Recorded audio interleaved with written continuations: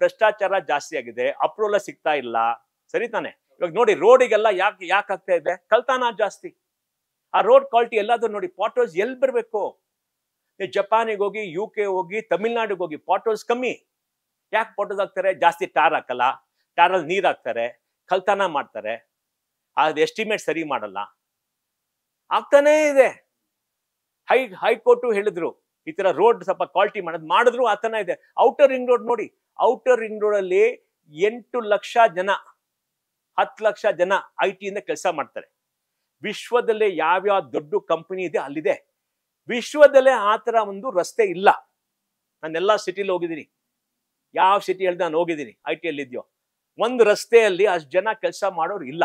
13 kilometre, ಎಷ್ಟೊಂದು 70 ಏನೋ IT ಪಾರ್ಕ್ಗಳಿವೆ. ಆ ರೋಡೇ ಸರಿಗಿಲ್ಲ ರೀ. ನಾ ಮುಂಚೆ ಮಿನಿಸ್ಟರ್ ಹೇಳಿದ್ರೆ ಏನ್ ಸರ್, ಅವರು ಗೊತ್ತೇ ಇಲ್ಲ ಆ ತರ ರೋಡ್ ಬಂದೇ ಇಲ್ಲ ಅಲ್ಲಿ.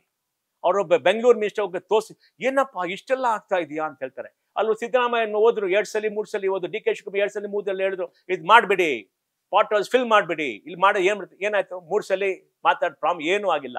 ಅಲ್ಲಿ ಹೋಗಿ ನೋಡಿ ಏನಾಗ್ತಾ ಇದೆ.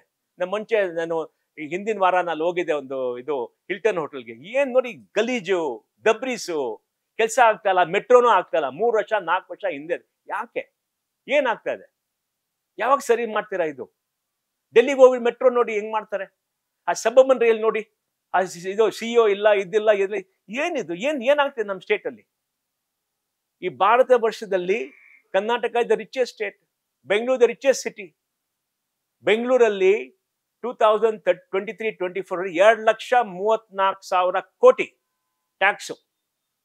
ತಮಿಳುನಾಡು 1,20,000 ಕೋಟಿ. ಗುಜರಾತ್ ಅಲ್ಲಿ ಒಂದು 90,000 ಕೋಟಿ. ಗುಜರಾತ್ ತಮಿಳುನಾಡುಕ್ಕಿಂತ ಜಾಸ್ತಿ, ಅವರಿಬ್ರು ಒಟ್ಟಿಗೆ ಆಗ್ಬಿಟ್ಟು ಅದಕ್ಕಿಂತ ಜಾಸ್ತಿ ನಾವು ಇನ್ಕಮ್ ಟ್ಯಾಕ್ಸ್, ಕಾರ್ಪೊರೇಟ್ ಟ್ಯಾಕ್ಸ್ ಕಳಿಸ್ತೀವಿ.